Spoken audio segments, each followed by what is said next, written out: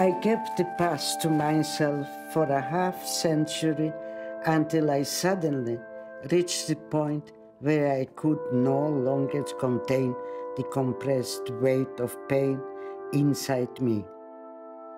I am a witness and a victim of degradation of humanity.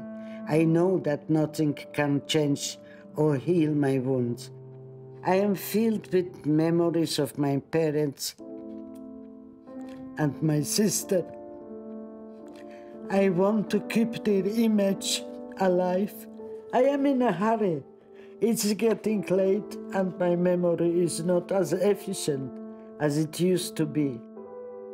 I'm the only one left to tell their story. With no trace of my family, the scars are painful, the damage incurable.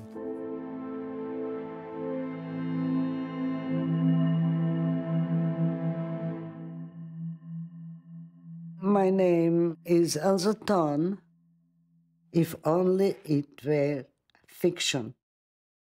I was born in January 10th, in 1923, in Pruszków, Poland. I was a happy child, and happy parents. I had a sister, Regina. After the Nazis invaded Poland in 1939, Elsa Thon's family was sent to the Warsaw ghetto, where they were soon separated, forced to make different decisions on how to survive the Nazi occupation. Elsa eventually joined a resistance group, and living under a false identity, made her way to Krakow, where she worked in a photo studio and evaded capture until early summer 1943. She vividly recalls the events of that day in her book. And that very Saturday, at noon, Two Polish secret agents walked into the studio and came up to me, ordering me to follow them. Instantly, I knew this was the end of my adventure. The agents didn't tell me why they were taking me away. I didn't ask. It was clear they had a reason, and I had a pretty good idea of what that reason was. As I crossed the room on my way out, the other employees stood there, petrified and silent. They had all been friendly and polite the whole time I had worked there. I thought of confessing everything to the agents, admitting that I was a Jew and begging them to let me go. Obviously, this wouldn't have worked. There was a reward for catching Jews, and I still had my pride. I walked silently between them to the streetcar stop. They ordered me to pay my own fare, and at this, I smiled. We got off at Gestapo headquarters. I was shown into a large room where two high-ranking Nazi officers sat at a pair of desks pushed together. They asked me to sit down and began to interrogate me. As I answered their questions, my eyes fell on a whip that was lying on one of the desks. It was a long leather whip, like the kind used to control circus animals. My brain raced with thoughts. I won't let them torture me. It will be easier to be shot at once. I wasn't afraid of them, but I was afraid of being beaten. I became obsessed with one thought.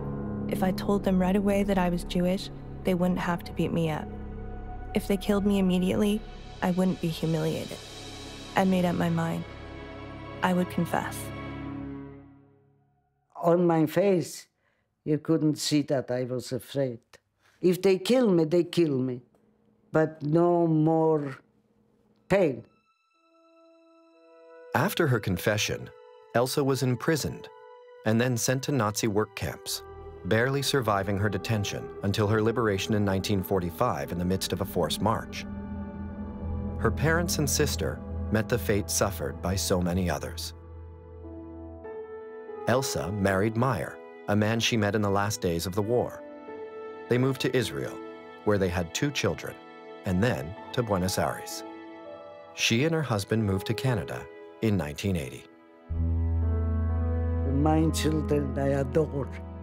It was just like a gift. I don't know, but maybe my destiny was to survive and tell the story. You open your soul and, you know, a little bit why me, but thousands others have the same fate, because the war was cruel and there was no escape. This is my story, which I hope in some way may serve as a lesson to all who read it.